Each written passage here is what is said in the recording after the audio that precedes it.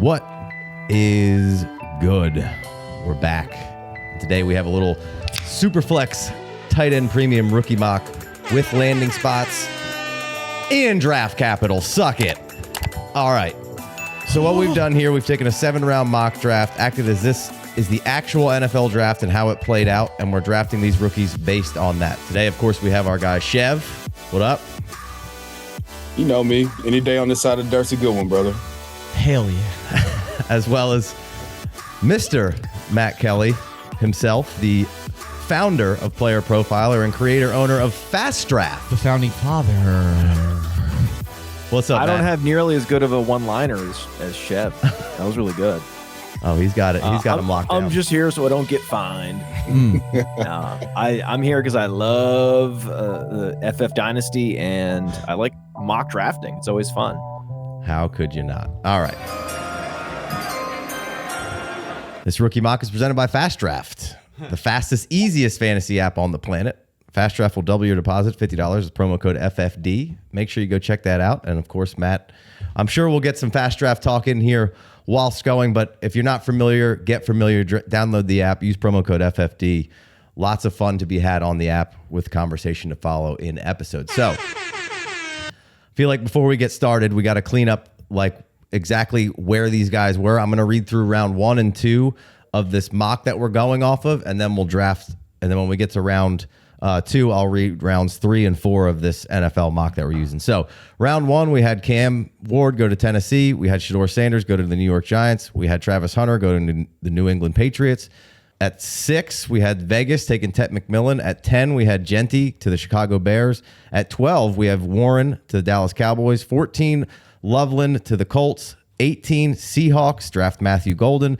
20, Denver takes Luther Burden. 22, the Chargers take Omarion Hampton. And at 26, rounding out the first round, Jackson Dart just squeezes in there to the Rams. And then round 2 starts off with Tyler Shuck at 33 to Cleveland. 34, we got the New York Giants and Emeka Egbuka. 36, we have Jacksonville, Mason Taylor. 37, we have Vegas, Treveyon Henderson. 40, we have the New Orleans Saints taking Quinn Ewers. 44, Dallas Cowboys, Kaleb Johnson. 47, Jalen Knoll to the Arizona Cardinals. 51, Denver takes Quinshon Judkins. 55, the Chargers take Trey Harris. 62, Jayden Higgins squeezes in there, and rounding out the second round of skills, we have Elijah Arroyo to the Philadelphia Eagles. So, just to give you guys an idea of where we're at with the first 2 rounds of capital and landing spots, a lot to take in. Capital. But we want to make sure that you're abreast of how we kind of went with this. So, I had the first pick. I take Jeanty. We're not going to spend a whole lot of time talking about it. It's locked in. The dynasty value is awesome. Everyone's excited about him. You can call him generational or not. Up to you. I think he's damn good. 1-1 overall. I'm taking Ashton Jeanty. Anybody have a problem with it? I mean, other than you taking him and me not being able to have him, yeah, that's the only problem I have with it. Matt, any pushback on Jeanty? I think Cam Ward's a fine pick there. Mm-hmm. Right. I think Cam Ward's absolutely fine. Cam Ward's going to be the 101. The history of 101s in Superflex is excellent. There's also a lot of great running backs in this class. And so you're certainly going to be able to load up on running back later. So there is an argument for Cam Ward here that if you don't get your quarterback here, you're not going to get him in a rookie mock or a actual rookie draft. That's what we're doing. Hey, pretty soon, less than a month, we'll be doing actual rookie drafting. It'll be really fun. So that is, I think, a strong argument for Cam Ward. The lifetime value, like on Player Profilers, Dynasty Rankings, there's also a lifetime value. It's not even close. It's like the difference between 1 and 2 is such a chasm that you would go Jeanty. But I understand like why, from a position scarcity standpoint, from a roster needs standpoint, if you're sitting there at 1, you weren't looking to trade down, you just wanted to get your guy. I could see Ward, but yeah, if you do need a quarterback, feel free to put that number 101 on the block. You engage with the guy with the second pick. Yeah, you've got to trade back. The value difference between those two guys right now is like 3 rounds in a startup, right? So it's if so you don't, high. right? You have to engage with the guy at 2 and see if you can make a deal. Right. See if you can make a deal. That's the thing to do. I think I really like that play. I think that somehow because this class is so bad for quarterbacks, Cam Ward's being dragged down by the class, where Cam Ward's pretty good. Yeah. Right. Yeah. And then the rest of these guys are, potentially either not going to play quarterback in the NFL, like Jalen Milroe, or are shots fired. At best game managers that are really destined to be high-end backups in the league, like Shedeur Sanders. So Cam Ward, I love there. If you can trade back only, because again, if you're going to use the pick, you might as well use it on Jeanty. You can't just light 3 rounds of startup value on fire. That's not how you win in Dynasty. Right. Yeah, exactly. All right. So 1-2, we got Chev on the clock. Who you got? Well, after that beautiful soliloquy about Cam Ward and me being a Titans fan, I could not be more excited to hit draft on Cam Ward here. I've been converted. First, I do a show about the Titans. It's real sad most of the time. I just cry into the camera for 15 to 30 minutes. And I said that we had to draft Travis Hunter. And now I've changed my tune, and War Daddy Ward, I'm actually on Zillow right now looking for houses for Cam Ward in Brentwood County. Mm-hmm. So give me Cam Ward. This is the one. This is the quarterback 1. This is, he's going 1 overall. I'm sorry to break the news, 23 days early or 22 days early now. Right. But yeah, give me Cam Ward here. Yeah. I don't have any problem with it. I think what Matt said, we've been kind of having that same opinion on this show of, I don't understand why the top quarterback or 2 are being besmirched so much here. I think both of them have talent. I think Ward's clearly the better one at this point with the more fun upside and kind of intangibles. He has to be honed in a little bit, right? When you have this big arm and this talent that can kind of get you in trouble. But we know that Callahan over there, that's currently running the operation in Tennessee, has a long history with some really, really good, prolific quarterbacks in the league. Obviously didn't quite work out with Will Levis, who's very, his risk management level is not super high. It went bad. He short circuits. His pressure to sack rate was always real bad. The right side of the offensive line failed him in a historic fashion. As somebody who had to watch those games, it just went bad. You have to keep him in a pristine environment to get the best Will Levis. And being on the team that earned the 101 is not the pristine environment you want for a guy like Will Levis. So yeah. So if you sorry to cut you off. No, I didn't you're mean good. to talk about Will Levis on a mock draft show. I just started talking and I couldn't stop myself. You need to manage some of the risk taking out of Cam Ward and take the easy, take the easy completions here and there. But what you also love about him is that he can make those big throws. He can keep plays alive and he can get you downfield and make those big explosive plays. So I'm all in on Cam Ward. I've loved the value that you can, because a lot of the times you're getting him at 1-4, 1-5 in these situations because people just love the running backs, which hey, I get. We all like these running backs, and Tet even sometimes is in there before Ward. And I think there's in Superflex. Yeah. Shut up. I swear. Yeah. No, I mean, the community is not in on Ward, man. Come on. I knew that he was, like you said, besmirched, but I didn't know it was to that degree. Mm-hmm. That's like he's being smeared. No, this is so. Chev, question: do you think that quarterback is the right move for the team, given that they do have other problems and they don't have a solid, point of attack set yet? They don't have the foundation set yet. You think it's time to bring in a quarterback and set him up to fail again? You really want to do that? So that's an excellent point, and you would have to look at the approach that the new GM has taken to shore up some of the problems. You're taking your left tackle that you took 5th overall, moving him to right tackle. That's going to be the best available right tackle you can get. You paid a left tackle $60 million, or I think it was $82 million, 50 guaranteed, and then you signed a veteran left guard. So you've tried to shore up all the problems that you have on the offensive line to make this an optimal environment for him to not get smashed into oblivion. They're taking the, hey, let's solve our problems through the draft and then fill in like flex seal, slap the flex seal on the team for a couple of key spots, but you're trying to build through the draft. I mean, you've got Reggie McKenzie, former Packers GM, like you've got guys from organizations that like to build grassroots. And so they're doing everything that they can to start the foundation. Obviously, for any winning team is going to be the quarterback, and then the supporting cast around him, be it the offensive line first and then your skill positions. So they've addressed the offensive line. Hopefully if Dan Moore is just average, we're good there. J.C. Latham's going to be fine. Good. So I think they've put the pieces in place to make it to where it's not as if Cam Ward can do just 70% of what he did for Miami at the NFL level, you go from being a 3-win team to a 6 or 7 win team, and then you can build on that. Like the thing about the Titans to me was like they weren't a 3-win team. Like we gave away 3 or 4 wins just because Will Levis just completely short-circuited. So yeah, there's a lot of holes, but it's not as bad. Nothing's as good as it seems. Nothing's as bad as it seems.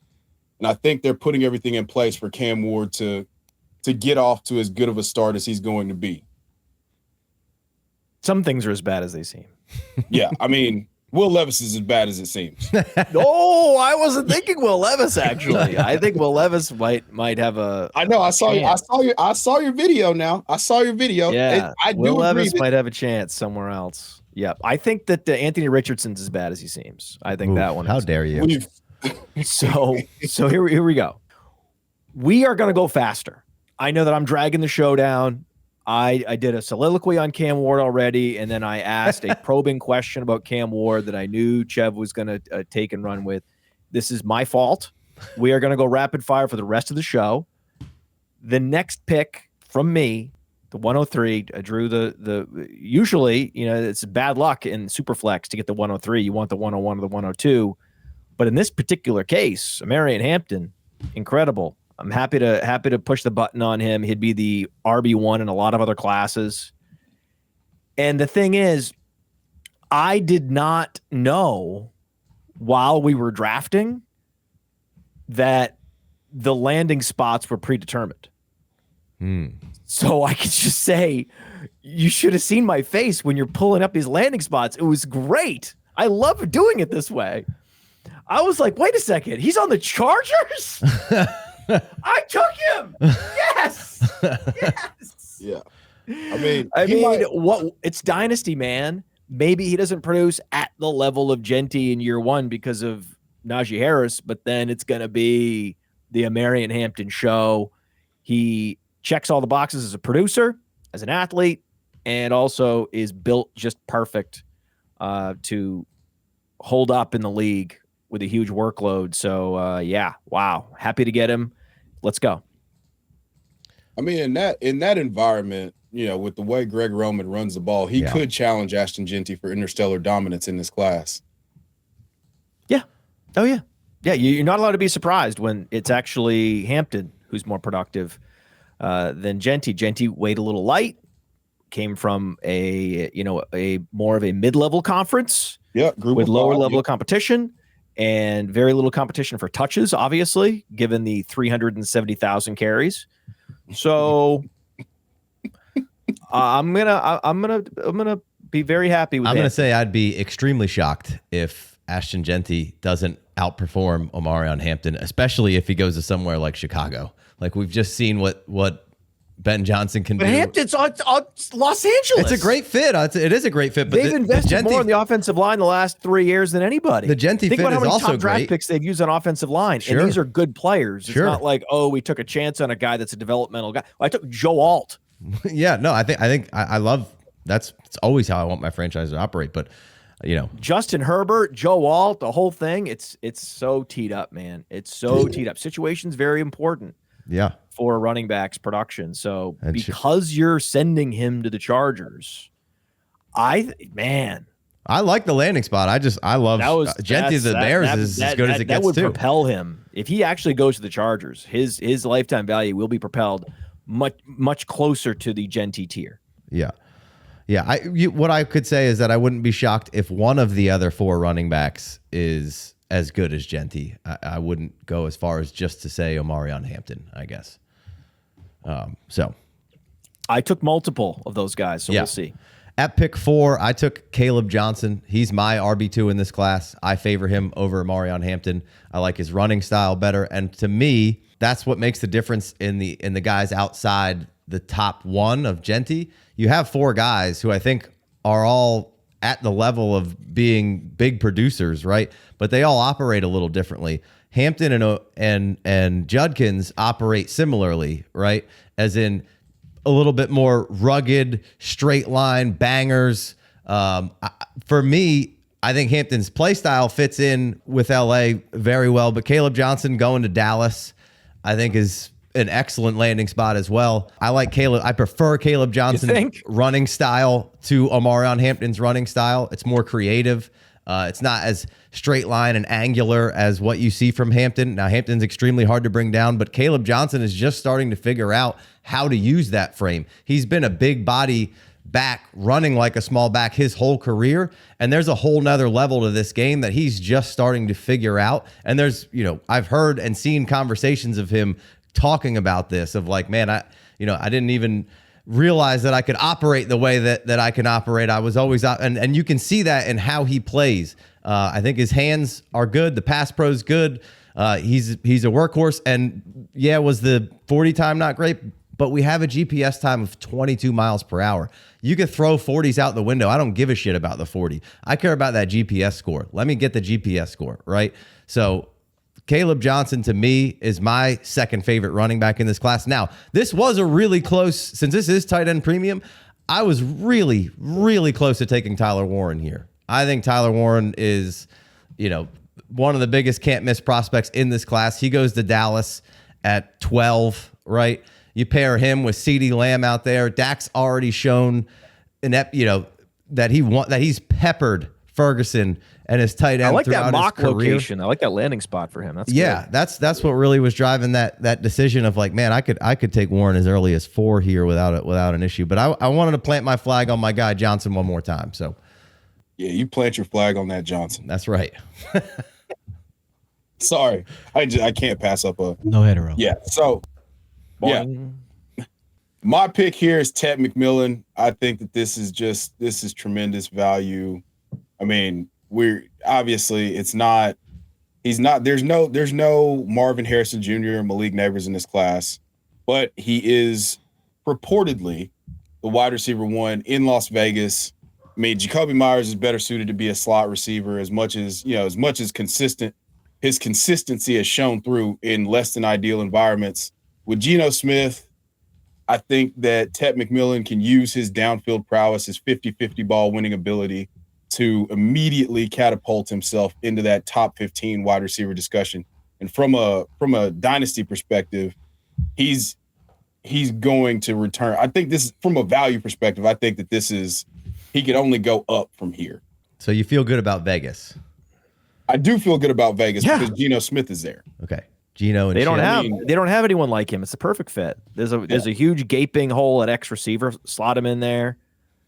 He'll be the go-to receiver, and then Bowers will be the go-to tight end, and together you can see them just consolidating all the targets. And then Jacoby Myers, obviously, he's got to beat out as a rookie. There's going to be Jacoby Myers is going to command a bunch of targets, but longer term, he's got to beat out the show favorite. Jacoby Myers. So damn perfect. Yeah. Brock Bowers is going to command. He's going to have another 150 target season, but they're going to throw the ball 550 times. Even if Chip Kelley and Pete Carroll want to slow it down, 550 is not an outrageous or an outlandish or just pie in the sky number in today's NFL. So if that offensive line is just a modicum, a fraction better than it was in Seattle, you're going to get Geno Smith throwing darts, and Brock Bowers and Tet McMillan will be primo dynasty assets during the Tom Brady reign as co-owner or whatever he is for them. Is he like a chairman? What is Tom Brady to them? Minority That's not owner. the point here. But yeah, Minority owner. He's kind of the Yeah. majority, though. so yeah, I'm pretty excited. Like I said, I'm excited about Tet McMillan going to the Raiders there. And I'm not the biggest Tet McMillan guy in the I was world, gonna say but, you're not a tech guy, really. But yeah, I know what Geno Smith can do, and I know what Tet McMillan can do if he has somebody like whoever the dude was in Arizona. His best friend from high school is throwing him the ball, was out there throwing wild ducks, and he still put up 1,300 yards against pulpit salesmen. But he put up 1,300 yards in back-to-back seasons, and now he gets an actual quarterback in Geno Smith. And I think that could be, I think that this could be a lot better than what people are. He's a stud, people are saying. He's a stud. Good pick. All right, 106. First of all, you guys were looking awful questionable at the Kaleb Johnson pick. You guys got problems? What's going on here? When you picked him, I did not know he was going to Dallas, remember? And I will say the Dallas landing spot is very good. I would not have picked him there, but you probably the don't landing have to spot pick is him there is good. the thing. And I prefer the Ohio State. And I'm a little more. I'm getting more and more into. Well, you'll see. All right. I got a lot of problems with you people. All right. You're up, Matt. 106. Who you got, Matt? You want to put it on the board? Put it on the board. Treveyon Henderson. Come on. Of course. Yeah, of course. Of course. So I didn't know that he also had a nice little landing spot. This is landing spot agnostic picks by me, and I'm just hitting it out of the park. You don't even know what's about to happen. Some of these other picks I made, not knowing, avoiding landmine landing spots and whatnot. I mean, I ran pure with my landing spots, not knowing. I'm so happy. Yeah, I'm so happy that just a super dynamic Alvin Kamara level talent. I'm happy to have him, and this is the beauty of this class, man. Just load up on running back, whatever possible. I'm assuming we're picking for different teams in this mock draft, right? Right. But imagine if I wasn't. Yeah. Imagine if you could have a team in Dynasty with Hampton and wow. Well, there's probably some people with 2 and 3 or 2 and 4 or Are there trades in this mock? 3 and 4. No trade. Can we trade? But we all like Vegas as a landing spot for Treveyon Henderson reuniting with Chip Kelley, right? I mean, they don't have another running back. So the beauty What about is Sincere McCormick? What are we talking about? what about Dylan You Lobby? can't say legend Sincere McCormick. Put some respect on his name. But he's guaranteed maximum touches here. So this is what you want, because he could go to a place with between the tackles grinder. He could go to the Chargers. Yeah. And I would like him a little, even though their offensive line and their offense is better, I would like him a little bit less sharing all those touches with Najee Harris and not getting as many touches with Najee Harris there. Going to Vegas, getting all the, and then him being able to demonstrate that he can be.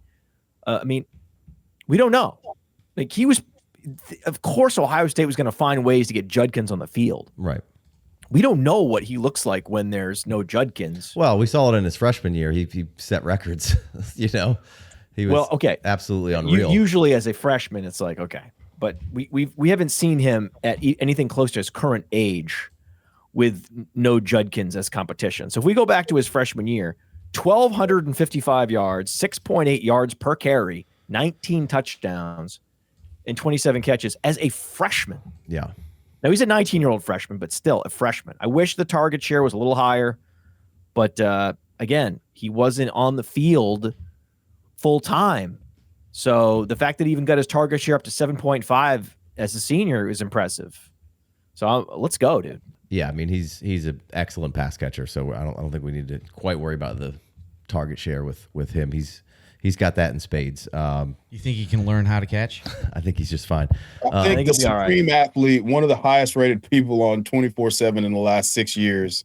I think he'll be able to figure it out, guys. Would Denver be even more exciting spot than? Yes, without question. Without question. That's the Joker. That's his Joker. Yeah, that seems. That's his Joker. Like the quintessential spot if you really want to pick one for Treveyon, or potentially Chicago, and people can fill him in as that Gibbs role. Yeah, I can't wait to get to. He can't lose. Why I picked him is he can't lose. No matter what, he can't lose. wherever he goes, he's going to be a better satellite back plus, getting all the high value touches. And he might end up in like the nuts role where he gets all the touches. Either way, he wins. That's an important point too. If he goes to Los Angeles and Najee's getting the first and second down carries, and he's coming in on third down and staying in the red zone, in the low and even in the low red zone, he could score 15 to 16 to 20-yard touchdown. Mhm. As long as he doesn't get dragged down at the one a bunch of times like Jamal Charles did one year. Like he's getting the pass catching work and he's going to score from distance. So I think, that's a great go back to what Casey asked earlier. This was the mistake, I think. And I also think it was a mistake by Chev. I really think that Treveyon's the play here. Even if you have a need at receiver, you're going to get such a payoff this year from Treveyon where you're not sure what the payoff's going to be necessarily from Tet. So I just, and they don't have the dynamism as a receiver with all those high value touches from Kaleb Johnson.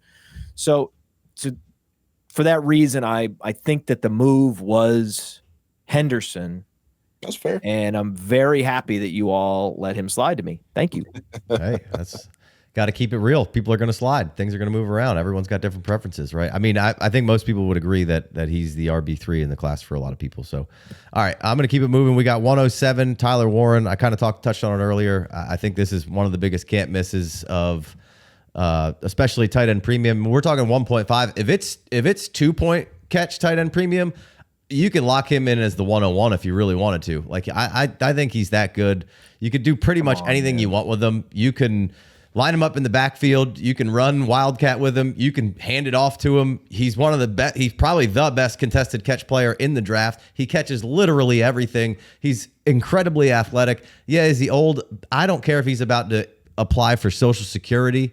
This guy is fucking, I think, can't miss. Tyler Warren, and then going to Dallas in the 12th overall pick or whatever.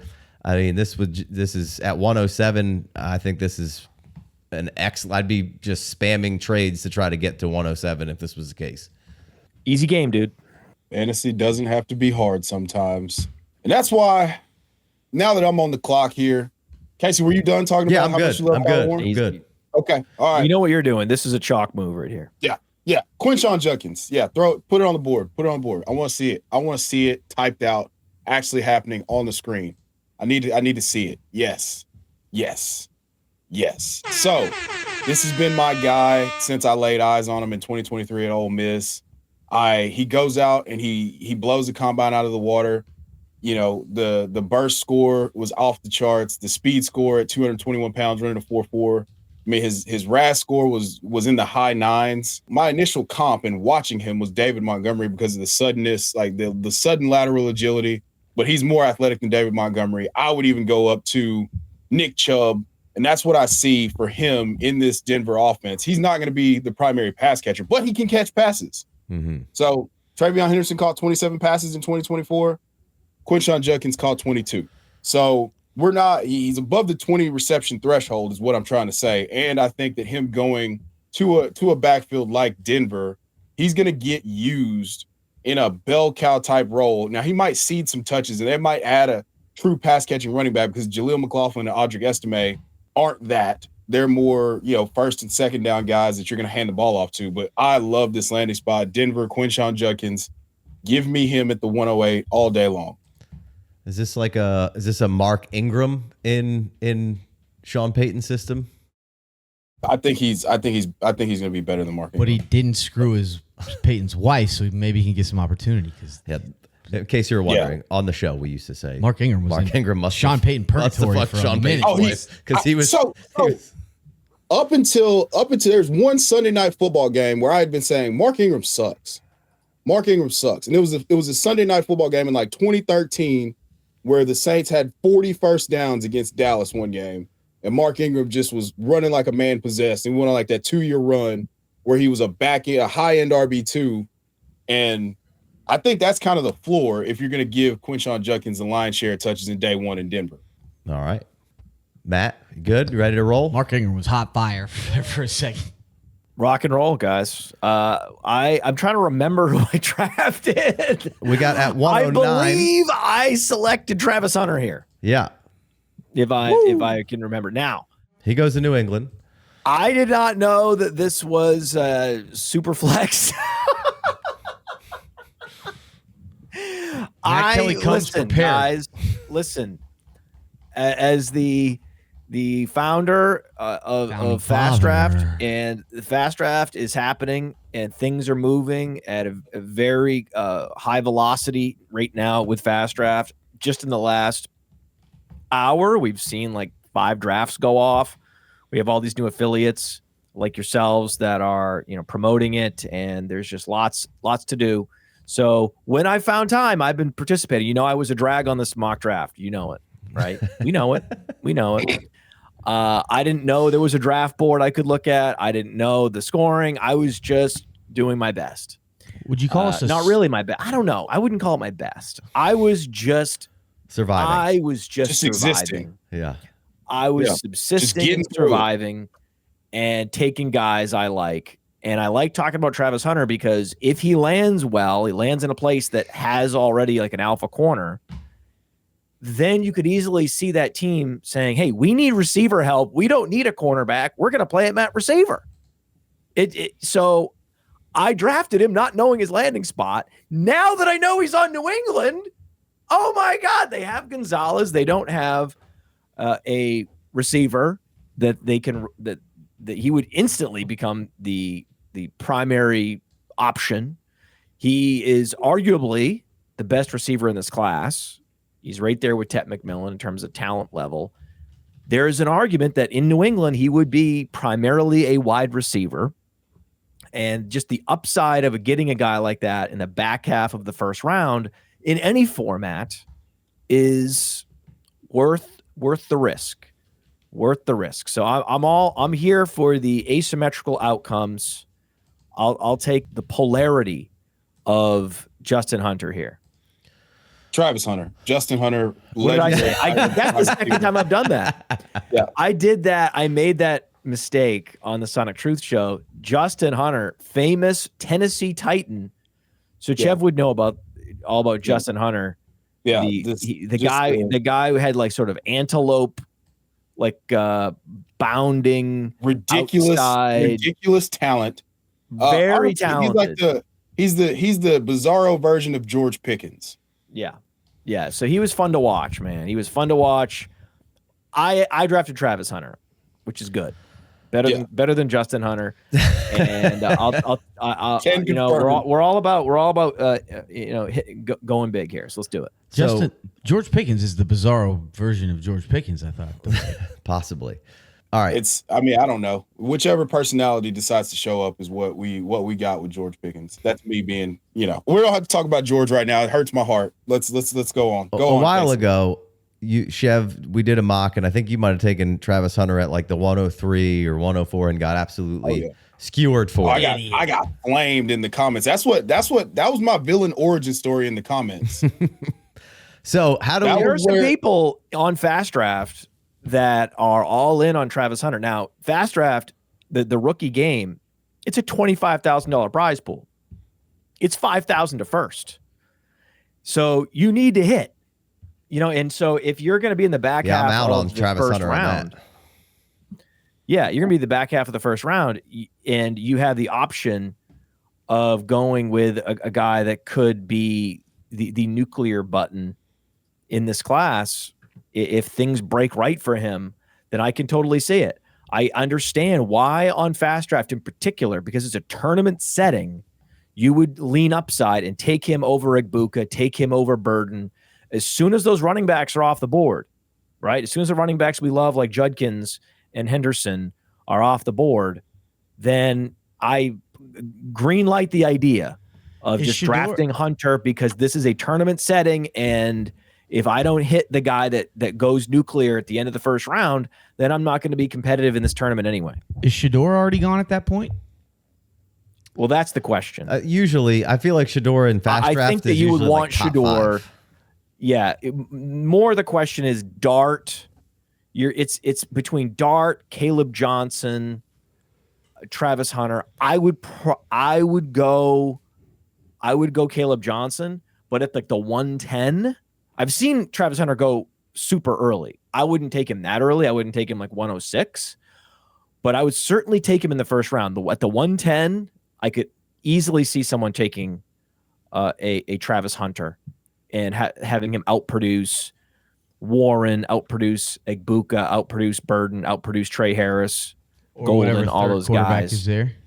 Yeah, just because he's got the right situation. He's got Drake May, assuming he lands with the Patriots. Now, It just he feels, lands with the Giants, then you can just sort of light that on fire. And it's out. But that's the thing. It's a tournament. All your lineups aren't going to hit. Yeah. That's the beauty of a tournament. Yeah. So And the idea that you're rookie drafting into a tournament is a whole new paradigm for people.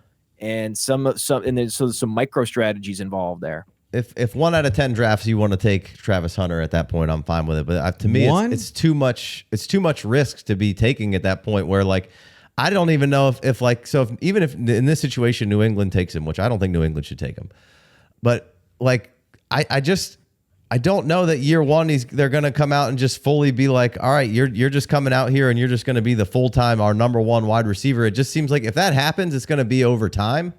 I don't know. Am I off base there? Like it just seems like a really, really risky pick to be anywhere in my first round right now. Like there's absolutely no clarity on this situation. And to say that he's going to play both sides of the ball full time is, I think, complete nonsense. And I think he's a great receiver. So if we had clarity and they said, yeah, for sure, he's going to be the locked in receiver all the time, then we'd be moving up the draft board. But I just don't think that's going to be the case. I think there's too much play at corner here that he's going to be right off the rip a stud number one unless something drastically changes. I don't know. Shev, what do you think? Why is he doing this? Why not just play wide receiver? I mean, go ahead, Shev. Like I said, if it's up to Travis, he's going to look at the scale of corner pay and the scale of receiver pay, be like, well, there's like a $10 million delta between the top paid corner and the top paid receiver. And I think he has potential to be, whichever, if he played 80% of the snaps on one side of the ball, the only reason that we have questions here is not his ability to play receiver. It's just the fact that you can't moonlight at corner. It's just not possible. Exactly. So why not just be full-fledged wide receiver gung-ho right now? I wish that's what would happen. Troy Brown moonlighted as a slot corner. But they played man all the time. You could do that if you're just going to play man coverage all the time. Like, that was what he was doing. Julian Edelman did it too a little bit, but they just played man coverage. They played man, like 2-man underneath. And I don't think that Braves is just going to play man all the time. So if he's a corner, it does take a lot of pressure off that they have Christian Gonzalez, who's one of the top cover guys in the entire NFL. And now they have Diggs. So you're not going to be expecting as much from him from a receiver perspective. But I also I think that his bread would be best buttered there as a landing spot outside of maybe Cleveland because of the fact that Andrew Berry said he views him as a wide receiver. So these are the two landing spots in this particular scenario. If he goes to New England, he's going to play a lot more receiver than he would if he went to like Jacksonville or, if the Titans were to take him number one overall. I think that is almost the nuts as a landing spot outside of Andrew Berry, the Browns GM, saying like, we view him as a receiver. All right. That's fair. Fairly fair. All right, let's go. 110. I'm up. I'm taking Shedeur Sanders here. It's Superflex. The fall has gone far enough.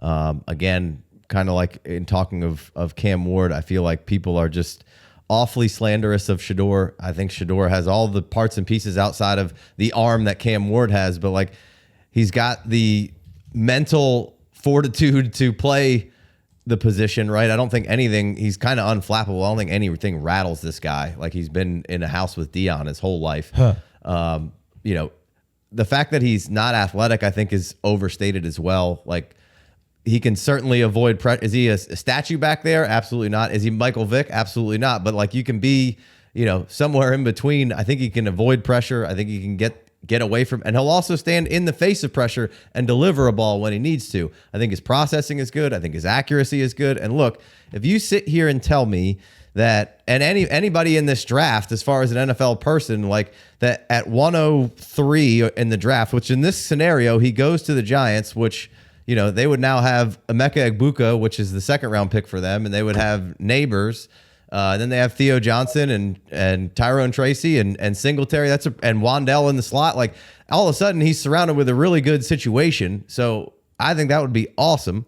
And then, like, if you told any of these GMs that you could get like a Kirk Cousins at your 103 overall pick, they'd be fucking ecstatic if they knew they weren't fucking it up and they were getting a guy like Kirk Cousins. Like, yeah, does he have the overarching thing to be Patrick Mahomes? No, but there's like 3 of those guys in the league. If I could just get a competent quarterback, let's say in Cleveland or New York, they would be thrilled.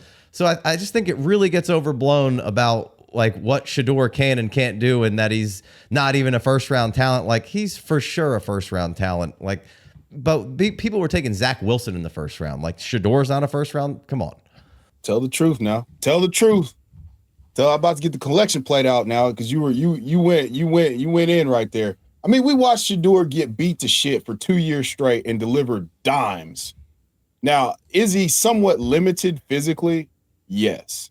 But we're also judging him from his father being one of the most athletic human beings of the last 50 years. So, I mean, I don't think the ceiling is particularly high. Like, I saw an Andy Dalton comp for him, and I actually, like, that's not, people are saying that's an insult, but Andy Dalton was a reliable starter for the Bengals for 10 years. It's still an insult, but I mean, is it though? Man, like, I don't think that that's a problem. I don't see him having. Isn't he more like Bryce Young? Makeup being the way. Is he better than Bryce Young?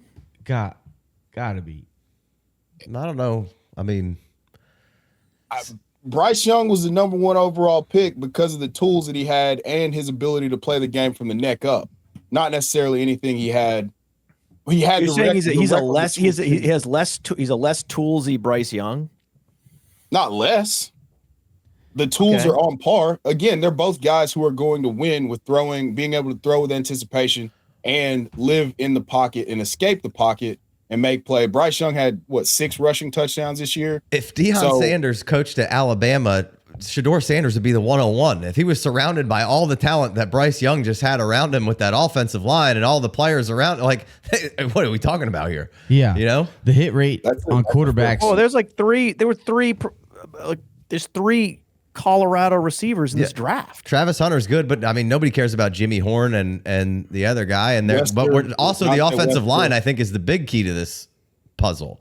Right. Which he was always under pressure and always running for his life and very mobile in the pocket. Like the athleticism, just because he doesn't have elite in top speed doesn't mean he's not athletic. Doesn't mean he can't. You know, the hit rate for the best in the world at quarterback is still 50% in the first round. You know, and it's because you don't know if a guy has it, if he can put it together and process this on an NFL field. And I mean, if anyone's got a shot at having fucking it's Shedeur Sanders. And like, he's going in the first round. You got to take him. If he falls, it's even better for him. You get into a better situation. Like, you know, that's whatever. So it seems like, Matt, you're out on this. It looks like the body language, man. The body language experts are going to kill you in the comments, Matt. Don't love it. In Superflex, though, what are you going to do? You got to take him. Yeah, I'm taking him over Travis Hunter. I'd have known it was Superflex. I would have taken him instead of Travis Hunter. I'll take him over Travis Hunter every day of the week, all day. Yeah. So yeah, you got to take him. Process wise, it's you close your eyes and make the pick. I'm gonna do it with my eyes open. We'll see. I also find it interesting how this is going to play out. You're an NFL coach and you're going to advocate for this guy. I mean, he's going to have to get drafted to a team in spite of the coach saying no, thank you, because the last thing you want as a coach is looking over your shoulder. When are they going to fire me for Deion? Yeah. So that's also this added element of it's going to have to be a strong-willed general manager and or top equity holder of the franchise that really is committed to this like Sanders brand and bringing that in here and then having that connection with Deion. That's why, you know, it'd be be really cool to see him go to Dallas somehow. Somehow if we could engineer that. I mean, New York's a good spot. I New York is a spot where, again, the GM is now weak because of the Saquon situation. But wouldn't that also maybe buy the GM maybe an extra year or two by drafting a top end quarterback? Yeah, that's the thing. If you're Joe Schoen, you actually would want to draft him because that would actually help you keep your job for a little bit longer. All this is Dayball's not going to like it.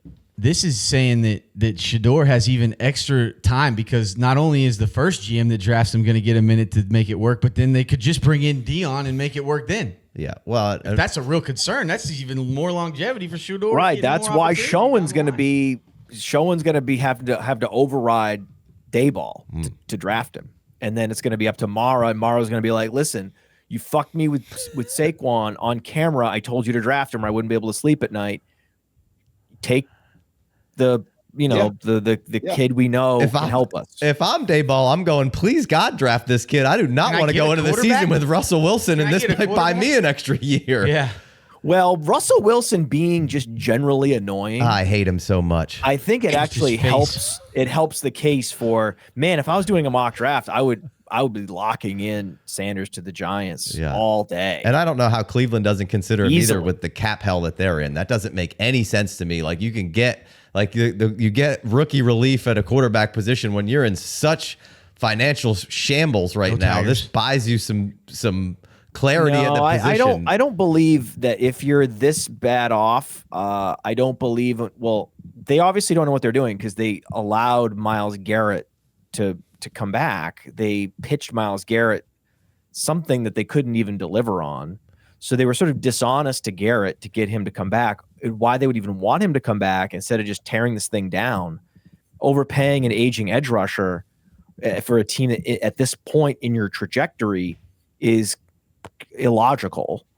And taking a quarterback at this point in your rebuilding trajectory is also not logical. They should be trading back and compiling picks and building from the ground and rebuilding from the ground up. But they've already spoiled that by extending Garrett and making him promises that they're going to have to sort of somewhat deliver on, but not all the way. It's really a gross situation. Cleveland's very, very, very gross. Chev, you got a final thought here? The only way that to go to that situation, the only way that they can start, like, get into a meaningful rebuild is to they have to live under the Deshaun Watson debt for the next 2 years. I believe that's $76 million. Lean into it. But that's what I'm saying. But you can't. But I mean, to start that clock for the rebuild, you would want your rookie quarterback, right? Like, would you not want a rookie quarterback there? Well, your options right now are like Kirk Cousins and Kenny Pickett. No, I think they're too far away. But too far away. Anytime they've had anybody besides Deshaun Watson playing quarterback, they've been all right. They've gone to the playoffs. Yeah. So it's not a. I don't think they're as bad off as you're saying. I think a lot of people are in your camp though, Matt. I think there's a decent nucleus of a team here. They've been banged up across the offensive line. The quarterback play has been either banged up or garbage, and then they get somebody in there and they're all right. Like Winston's obviously, he made it the offense. Finish in last and go get a quarterback next year who's an actual franchise level quarterback. But why, I to the Garrett point, why pay him then? And why, you know what I mean? But I don't know why. Right. I know that's idiots. what you're saying. That's why, because they're not focused on the right details. They don't have a long-term plan. How many organizations out there right now are being run without any kind of long-term plan? A lot. Yeah. It's hard to defend the Browns right now. It is. All right, let's move on to 111 and then we'll get the second round. We'll get the second round rolling. The noise is so loud, I'm about to blow all your clothes off, fellas. I'm taking my guy Jayden Higgins right here. Yeah, Buffalo landing spot. What's the opposite of the air horn? It's like we're gonna admit the Keon Coleman mistake. Brandon Beane is admitting the Keon Coleman mistake. They need a guy who can win. They brought Amari Cooper in to be that outside X guy. Khalil Shakir's role is solidified. They tried Dalton Kincaid. He had a 21% first read target share last year. That didn't really work. So we're going to fix all this. We're going to give Josh Allen a big, strong, physical outside receiver that has separation skill. And we're going to get Jayden Higgins right here, and that's why I took him.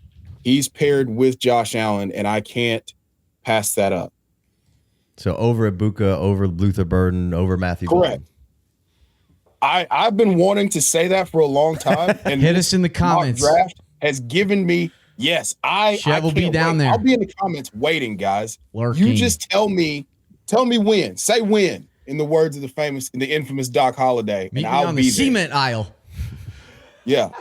I've been ridiculous on Jayden Higgins for a while, and this was just an opportunity for me to say some ridiculous things. So you're welcome. Matt, how do you feel about Higgins here? You love it. Buffalo moving up to get him or drafting him earlier than the mock draft suggest, and then him going to Buffalo where they don't have an alpha receiver. I totally get that. I like it. I love Jayden Higgins. I like Noel and Jayden Higgins because they suppressed each other's production, and they're both values. In this mock draft, I believe I selected Matthew Golden here. Mm-hmm. You sure did. Okay, and I think that was a great pick. I did not know he went to the Seahawks, which makes it even better. I was just drafting Matthew Golden. We have the Breakout Finder app. You can get it in the App Store, and it looks at all the metrics and it models it all out and makes predictions on their breakouts. And I was surprised how high it had Matthew Golden. Certainly not as high as Tet McMillan, but pretty high. And I was like, man. And it's just the power of draft capital.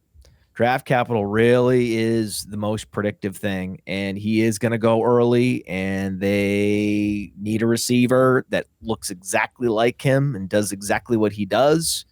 And, I don't like Sam Darnold, but the idea of Sam Darnold throwing to him and he's the only other option other than Jackson Smith and Jigba, who's going to be the full-time slot flanker. You put Matthew Golden out there like a stretch X position. I love it. I love it. Why not? We talked about that on your episode on the Mind of Mansion, how him in the Rashid Shaheed role in that Seahawks offense would be outstanding. Yeah. Why not? Yeah, I think that's very cool. I'll take, again, I'm here for Travis Hunter. I'm here for Matthew Golden. I'm here to hit on big-time upside plays. So. All right. Sweet. Into the second round, 2-1. Luther Burden's still available. If you've been listening to this show, you know that's my guy. He goes to Denver. This is a layup pick for me, 2-1 Luther Burden.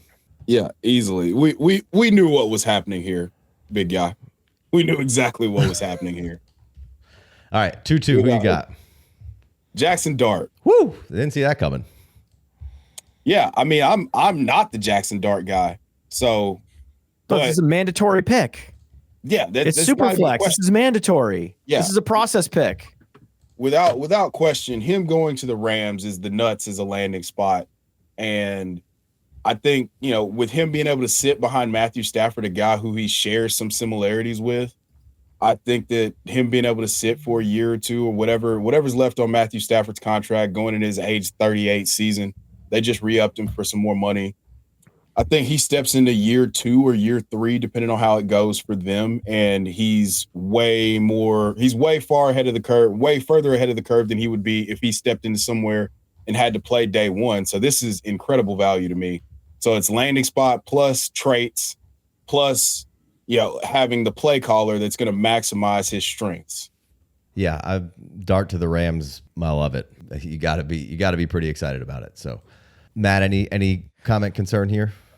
I don't think he's that good, but I don't care, right? It's just, will he be drafted in the first round? Yeah. I mean, that's it. That's so, like you said, it's a process. You have to draft him. Oh, who are you going to draft? Igbuka going to the Giants? Who are you going to draft? Yeah, I'll take Burden and Mbuka, and then I'll take Dart. All the big boy running backs are off the board. You could have gone tight end. Right, I think that was another option, but no, as long as there's a first-round quarterback there, you gotta go quarterback.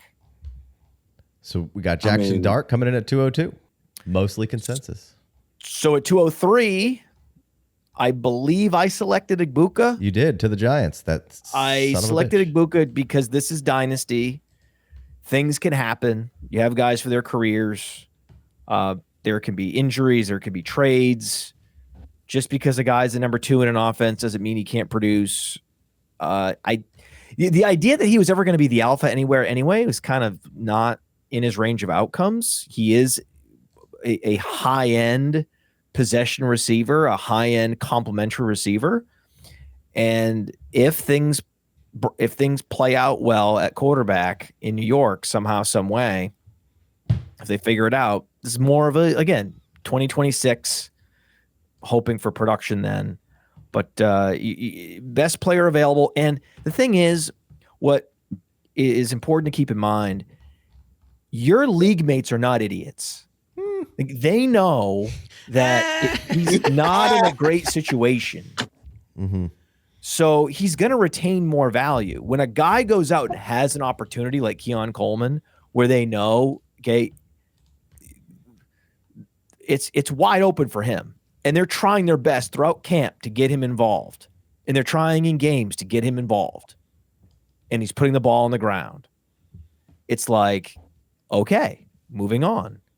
If Igbokwe just has a solid, good but not great season, no one's going to hold that against him because they know they had this black hole gravitational pull of Malik Neighbors drawing all the targets over there with some of the worst quarterback play in the league. Yeah, I mean, I think that's the talent of Emeka Egbuka, a guy who commanded targets in a room with JSN and then was able to command targets in a room with Marvin Harrison Jr. I think he's going to go right back into that same scenario with Malik Neighbors. And so he's going to fry whoever the number 2 corner is. I think that the value here is insane. I think he's solid. I don't love the pick. I think I was forced into this pick. And like I said, in this particular situation, I'll take him knowing that the value is not going to be is not going to be at risk. He's not like a bust risk. So the fact that I got a little bit boxed in, that's the direction I decided to go. And now I'm going to start taking more chances again. Back to taking chances. All right, at 204, I'm taking Trey Harris. Don't see it as much of taking a chance here. I love Trey Harris. That's a chance. He goes over to LA, the Chargers, in round 2. So gets good draft capital, gets a good landing spot, gets a completely different style of receiver than what they have in LA for the Chargers. Kind of gives you that prototypical outside guy who can win in the contested situation, who's going to be really good. I got this 205 pounds is now a prototypical X. He is, though. I mean, if you watch his game. No, I know he is. I know he is. But this is just the new sport that we're in now. This is a whole new sport. While the combine testing wasn't where you wanted it to be, but it's kind of where you knew it would be, when you watch him play on the field, he doesn't have a problem getting open, right? He knows how to use his leverages and his movement skills to get open. When the ball's in his hands, it's awesome. I think this is a really nice fit and some good capital. And so for Trey Harris, this was an easy pick for me to take Trey Harris. Loveland still on the board, but goes to the Colts at 14. So yes, you could just pick him and say, well, we might have to wait a year or two before they figure out their quarterback situation. But right now, the reason that I haven't had Loveland come off the board is just because there's not a quarterback situation there that can support more than 1 or 2 assets currently. So Loveland may be taking a minute here. So went Trey Harris. Yeah, I love Trey Harris. So yeah, I was a little upset, but I also love the pick that I took here in Jalen Royals. Yeah, I'm pretty excited about Jalen Royals. We've got Jalen Royals here going to the New Orleans Saints. Obviously, Chris Olave is one concussion away from putting a 2-2 on and diving into the bushes at Shady Acres. So I think that they get a guy who's going to be reliable, who's better after the catch, in my opinion, than Chris Olave is going to be. And he can operate in those same parts of the field. Chris Olave could, if he's healthy, he's going to be awesome. That's not a question. But I think that we're getting to a point where we can no longer say, hey, this is going to be a reliable option. And Derek Carr and his propensity for throwing Chris Olave hospital balls is something that I've got my eyes peeled. I've got laser focus on the next time that he throws Chris Olave under the bus. So yeah, I want Jalen Royals in New Orleans here, and they'll probably re-roll and get another quarterback in 2026. So I will take the youth. I will take the run after catch threat. He's got some really, for me, I have some really high end comps. We've talked about it on the show before. So yeah, Jalen Royals here for me. 3rd round New Orleans Saints, Jalen Royals. Matt, what you got? You guys are your 3rd round receivers. Good luck. Idiots. I'm going to go with, again, I'm boxed in here. I did not know what the landing spot, but I don't think it's that bad for Loveland. So I went Loveland. Probably could argue Arroyo.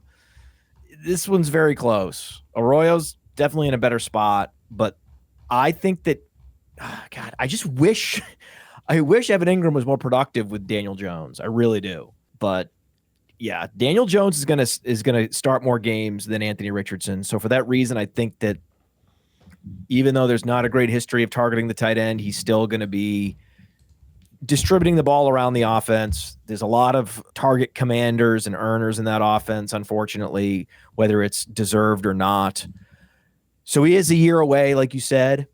I think he's a year away, but this is Dynasty. I don't think he's a great target in a format like Fast Draft, but I think in tight end premium, you would absolutely want a locked-in stud first-round tight end who would be the number 1 tight end in this class, if not for someone who is like a generation behind a generation in terms of right Tyler Warren vis-a-vis Brock Bowers. Warren would be generational, if not. And then Loveland would be like the normal, hey, I'm the best tight end in this class, if not for, this guy that's uncommonly good. So, yeah. I'll bank the first round draft capital again. I'll bank the guy I know is going to retain all his value in tight end premium again.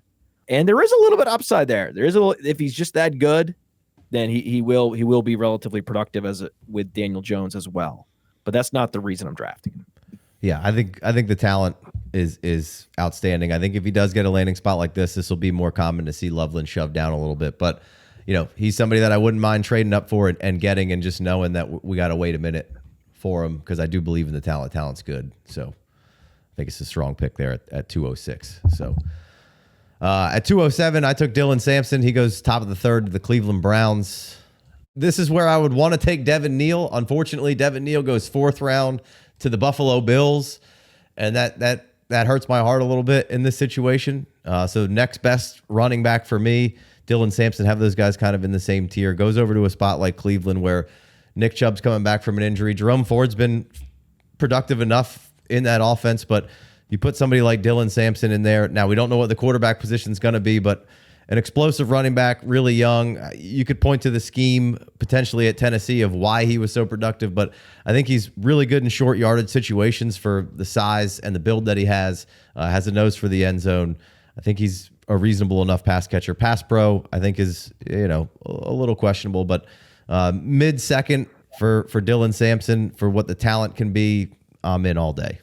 I was very upset that you did this, because that was where I was going to go here. So I'm forced to go and take the Tank Dell narrative, the Tank Dell CJ Stroud narrative a little early here, and I'm going to go with Kyle Williams, Washington State receiver. We're reuniting the dynamic wide receiver talent with the number 1 overall pick in Tennessee, and I could not be more happy about it. Like I said, I went and watched quite a bit of Kyle Williams. Went into his background a little bit more.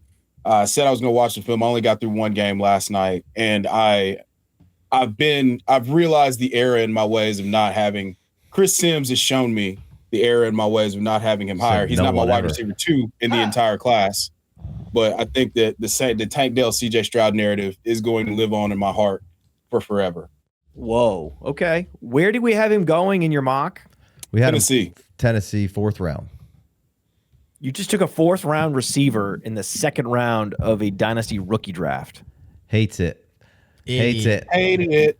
Hit him in the comments. There are certain process-based decisions that you make. One of them is drafting Jackson Dart where you did, which was great. There are other process-based things you don't do. Like what I just did? like what you just did. Any RB on the 53. Whose process though? The history of hit rates at particular draft rounds and profile types. Like I said, the draft capital is the most predictive data point we have. Right. And there is also a difference between day 2 and day 3.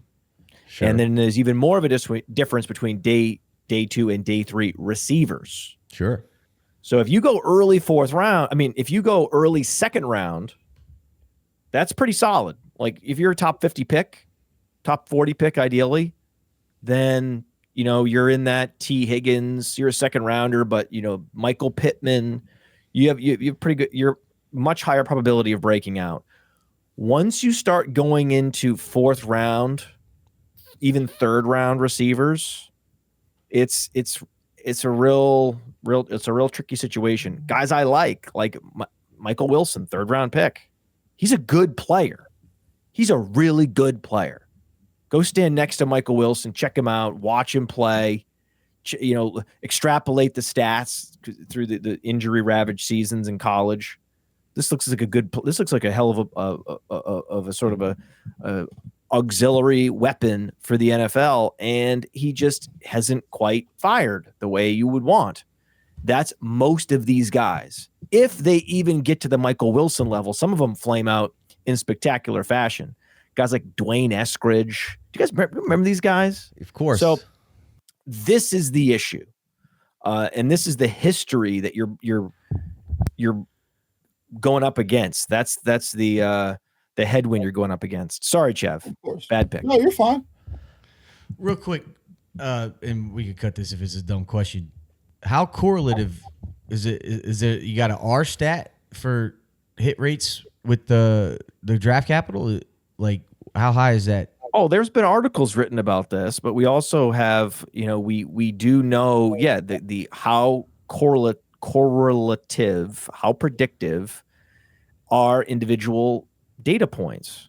And there are just some rules of thumb that you can follow in Dynasty, and it will serve you very well. You can certainly play those rules of thumb, and I think it's good to play in those percentages, but you can also go put the work in and you can find those outliers and really pay off. We're talking about pick 208 or whatever it is in this. And he could trade back and get this guy. We're not trading, Can we trade? I'm just saying, you got to trade back in that situation. You can't take Kyle Williams in the middle or even late 2nd round.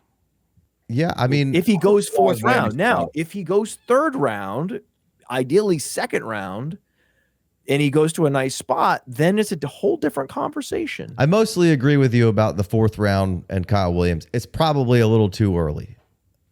I agree with you. Where I start to really differ is we're not here to cheerlead every pick everybody puts down. No, I'm waiting for you guys. You guys, in so many words, told me the same thing about Travis Hunter. That was a mistake.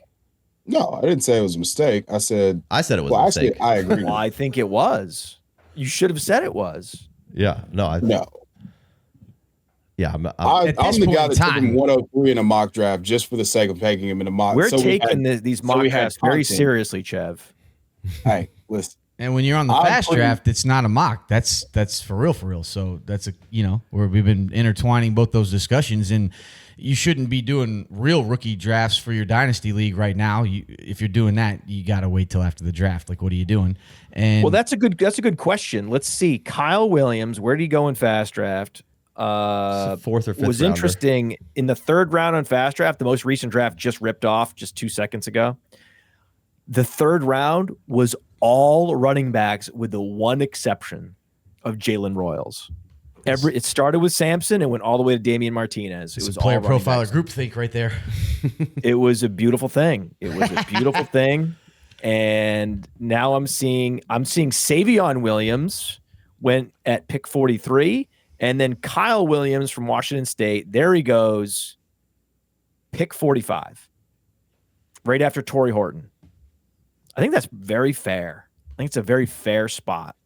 I think you could argue you could go even a little earlier than that. But and that'd be definitely fair. not In- too. in fucking this- I'm late in this shoehorning thing. Kyle Williams discussion into this particular episode for the sake of me taking him as a Tennessee Titan for this episode. Mm-hmm. Hit him So, in the comments.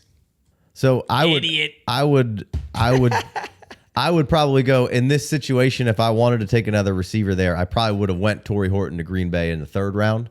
If that's what I want to do, if that's my next situation of wide receiver there. But I mostly agree with the 4th round pick. I was just, I think using it as a guideline is fine. I think using it as the end all be all is a silly process and way to go. Like if you do the work and do the scout and you say that Kyle Williams is a really good player, like if we're talking about 208, you should probably trade back. You should probably trade back to 212. I mean, Can't take him right there. But like, what I can't ever stand in this situation and the talk of percentages is the staunchness of how it's presented.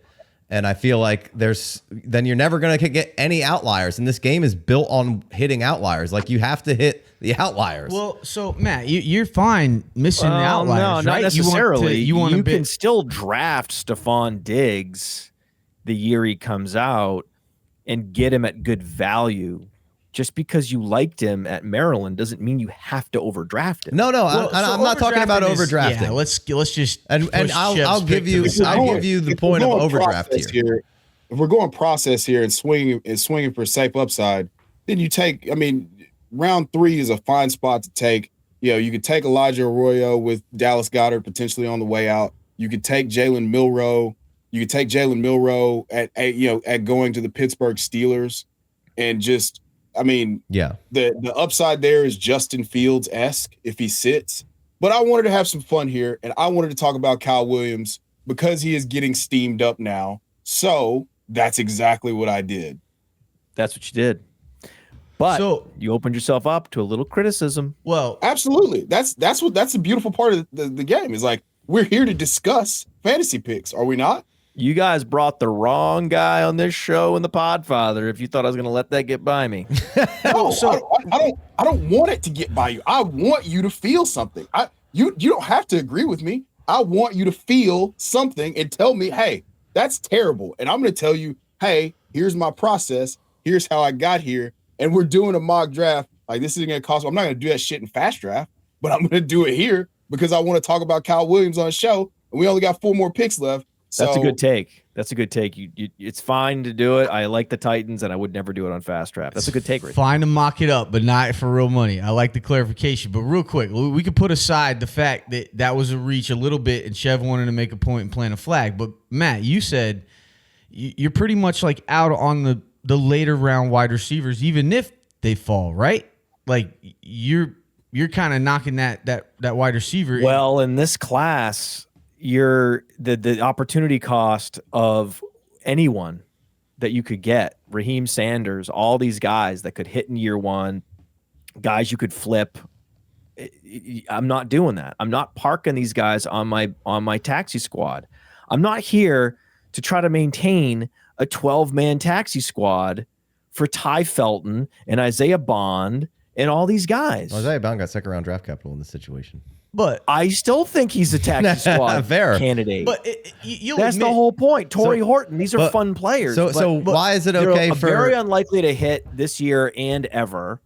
Whereas the hit probability on these running backs much higher because it's a very strong class, because they're coming at a perfect time where the NFL needs this talent injection at this particular position, and you've seen where. Last year, there was the fortunate thing is we were lulled into a false sense of security with all these running backs staying healthy.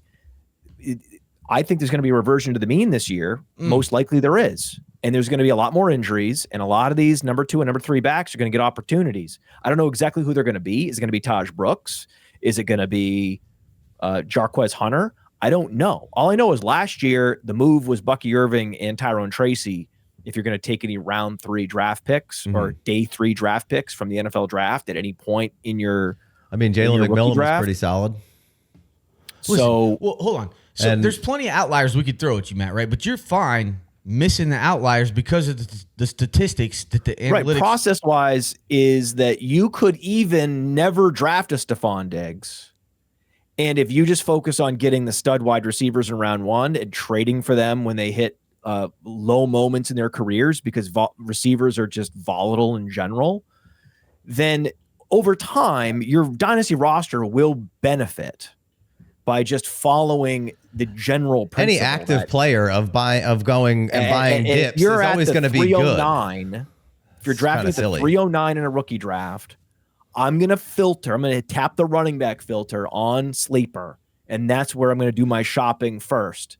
Unless there's something compelling where maybe I had a receiver I love and I actually did the work on, like you talked about, and I think, wow, he should have gone like 5 picks earlier. I don't know what's going on. I have to take him. I have to take this receiver that I love. Fuck it. I'm going with the receiver I love. It's just the problem is I've even done that and been burned. Where everyone's got a million running backs that they took in the third round that are doing the same thing that year. You've been burned a bunch by the running back stabs you took too. I guess I could cut this, but I don't feel that way. I don't feel that way by the running back stabs because if you go back and look, I went back through like 10 years of drafting at one point, and I was never burned by going with a running back. The receiver that went next didn't do anything. I gotta see that. Also, work. just saying but there's a lot of examples show that proof. where I went with the receiver and the next guy off the board was Bucky Irving or Tyrone Tracy, and I'm like, God, I'm sitting here with a nothing. I'm sitting here with zero value, and I could have a guy that popped. And that's the thing is the guy from even if a 5th round receiver that you draft at the 309, even if he does exceed expectations, he's very unlikely to be thrust into this super featured role like a running back could if they hit their maximal outcome. So, I mean, if we're talking in that range, we're talking late 3rd round where Bucky was. I mean, how do you think the people that drafted what's Buddy's name? Kamani Vidal, a pick or two ahead of Bucky? Like it's I said, fine. I want to shoot he's not dead yet. First of all, he's behind Najee Harris. So right, he's currently a Najee Harris injury away from having an incredible value spike. Or you could have just taken Jayden McMillan in the 3rd round and slapped it out of the park. But he was the only one. Oh, whoa. Only one now? There's only, it's just, I don't know. Well, there's plenty. So do you know how many receivers? We can go back to the draft. I can go list them all. So I'll list all the receivers that were drafted in day 2 and day 3 last year. Yeah, but that's not my point. I mean, I know that in hindsight, it's very easy to say, yeah, you should have drafted the one guy that hit. But when you do the work, then you can say, yeah, you should have drafted the one guy that hit. That's the difference. This is where I'm getting hung up on, right? Because hold on. So Matt, I hear everything y'all are saying, and the arguments y'all are making are fine, but it's not to me like the bottom line, which is what I'm trying. Matt, I've been diving into these sheets. I'm like so sheeted out that I'm like Malachi Corley. So hold on, Matt. So I get the running back. Jermaine Burton. Of course. I get the running back stabs Roman in the later Wilson. rounds, right? And which means that you're fine missing on the wide receiver Luke outliers McCaffrey. because of the statistics that listen, we could come up with examples of why all of us are wrong, right? That there's Troy plenty of Franklin. examples of why you're wrong and why I'm wrong, right? Javon Baker. What I'm trying to get to the bottom of is like what Tez does Walker correlate the most, and like if you're fine missing on the outlier wide receivers because the hit rate on the later round running backs correlates so much more. Like how much more does that 3rd, 4th, 5th round running back correlate to fantasy success versus like the 3rd and 4th round wide receiver? It must be a drastic, or is it because you also mentioned like personal experiences. Jacob Cowing was drafted adjacent to Braylon Allen. Well, I'm just curious of like what the actual analytic like mindset behind it, or is it based off personal experience because you've seen this, you've never been burned by taking a running back, and you've been burned a bunch by taking. Written about this. I understand, absolutely been articles but I can't get the this. correlation score, and everybody's like got different data they input into it. So I'm just curious of like how much more the correlation of draft capital with wide receivers is versus the running back when it comes to the later rounds. It must be a drastic have the difference. Exact percentage in front of Ballpark. me, It must be but like I double. can tell you it is significant. Like double. At least double. At least. Again, let me put it to you this way, okay? Look at these wide receivers from let's just pick a random round 6, okay? So round 6, we've got Malik Washington. Still a huge possibility there. Hold on. But we were arguing about 3rd-round wide receivers, so don't just skip the. I know. No, because you mentioned Kamani Vidal. He was a 6th rounder. So the receivers around him, right? Johnny Wilson, Malik Washington. You take all the guys around him, okay? All the receivers from this round, okay? The odds that Malik Washington is going to be a meaningful asset for a dynasty league team are very low. I would say Malik Washington and there's already Vidal have the same range of outcomes at this point. Like we saw Washington get on the field last year and be pretty dynamic. What did we see from Vidal? No, we didn't see that. We absolutely did. Then you weren't watching, which I suspect probably happened a lot. But he didn't put up big numbers. He didn't. So no, of course. What matters are fantasy points. Yeah. So like Jordan Whittington. Washington is being drafted right now in drafts that we're doing in the 18th round, and Vidal is not. Well, that's right. Well, I would rather have Vidal. That's fine. But this is the argument. That's fine. So what happens is in the highly likely outcome that Najee Harris misses games because he's never missed a game though. He's like one of the most. There is some crazy stats. That's like the only. Well, that's the only one you hasn't missed a game in like 4 years. It's the only one you couldn't. That's a probabilistic fallacy that just because of what happened before is going to happen in the future. Oh well, isn't that what your whole shit's built off of? But it's true. Like just because you hit heads 4 times in a row doesn't mean the next one's going to be heads. Of course. Well, we're flipping coins now. How much more correlation? It is though. No, but every snap an NFL player takes is a coin flip of whether they're going to be hit wrong and have a high ankle sprain. That is absolutely true. Of course, it is absolutely a coin flip. We can't factor that in a sense. So that's not right now as the roster stands. Kamani Vidal could be a league winner. But running backs have more injury rates. So if we're talking about injuries, Kamani Vidal, if he is thrust into a starting role, is going to be like the highest owned player in DFS for 1 week. He's going to be a guy that is going to be viewed as that could win you a week. He could be the reason that you won a league in some cases. You got to flip him soon right there is the mentality. Malik Washington does not have that in his range of outcomes. He absolutely does. He absolutely does. That's not fair. I want to make it's not fair at all. That's a great college player. I want over here wanting to make Matt's argument for him, but let's add some context to the picture here. And let's get back on track here. I apologize for totally derailing this episode with my fandom. No, it's great. I got way too horned up about Kyle Williams, and now we're talking about historic hit rates. And Matt's plumber's about Malik to show Washington up. finished 101st in fantasy points. It's not about. That's not what. The talent is what we're alluding to, right. And he has a coach that is absolutely bricked up in the cement aisle about him. And begging the GM to take him in the 3rd round, in the 4th round, in the 5th round. And they finally took him in the 6th round. And then he ends up earning a microcosm of a role because they cut Odell Beckham Jr. to give him those opportunities. Now, is he stuck behind Tyreek Hill and Jalen Waddle, who I deny? Oft injured.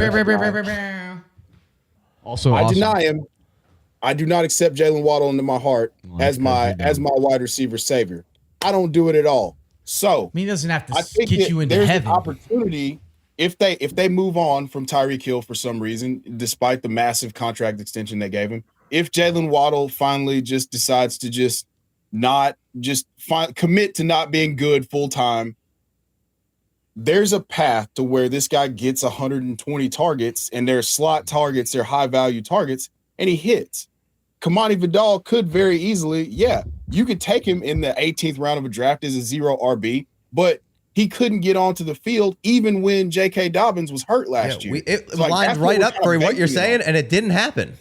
Well, so I know, and Matt's got the plumber at the door. He's got to go soon, and I feel like I derailed this thing. My bad. But by the way, Malik Washington, just so you know, he had 2 games where he had 80+% snap shares. Scored on average in those games. Here's the part that 4 fantasy points. Timeout. Here's the part that you're not just skipping over though. when he was on the field and was moving around and doing what NFL players do, it looked like he belonged. He played on special teams, made some big plays for Miami down the stretch, and then had a few games at the end of the season where he got some run and looked pretty decent. Vidal, the situation lined up for him perfectly to do exactly what you're saying, and he was a nothing, right? So like, it's just, I just feel like we can make the data point arguments kind of all you want, but there's also an argument to watching a player play and be in the situation and all these other things that you're completely overlooking. I would not overlook Vidal. He went to Troy, and of course, he is going to struggle as a rookie. I like Vidal. That's the thing. I'm actually fine. And he has incredible athleticism for his size. Runs a 4.46 at 213 for a running back. That's incredibly impressive. It's much more impressive athleticism than Malik Washington's relative athleticism for his position. But it didn't work out for Vidal. This is a player that is actually, I'm glad we got here because Kamani Vidal is actually the perfect like last pick in a startup in Dynasty. This is exactly the type of guy you should be targeting. Not Malik Washington. And it's the exact same principle in a rookie draft. If we take it back to rookie drafts, it's the exact same principle in rookie drafts.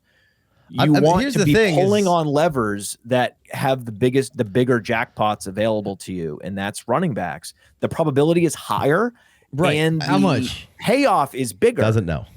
More than double. No, so it's like you could see, like if you were going through a casino, and there are all these slot machines, and you could actually see what the max payoff would be and what the probability would be on all the running back slot machines would be the clear and obvious value propositions. And the whole argument, how much more appealing than the wide receiver slot machines? Like more than double the appeal. I understand. I would say more than double, and so much so that double the appeal is enough for you to just write off every wide receiver outlier that you're going to miss on with that logic.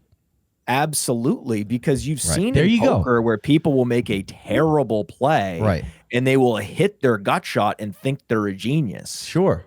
And if you keep going back, and you'll see these probability guys keep hitting and missing on these running backs over and over and over again. Every time, eventually, over time, you're going to go broke. Right.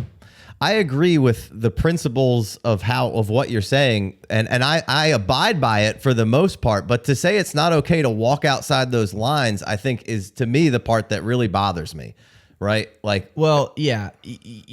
I mean, you don't there are have good plays and bad plays in poker. There are good plays and bad plays in a rookie draft. It's a poker and football. If you're going to take a receiver, and it's not just Chev, it's also all of us.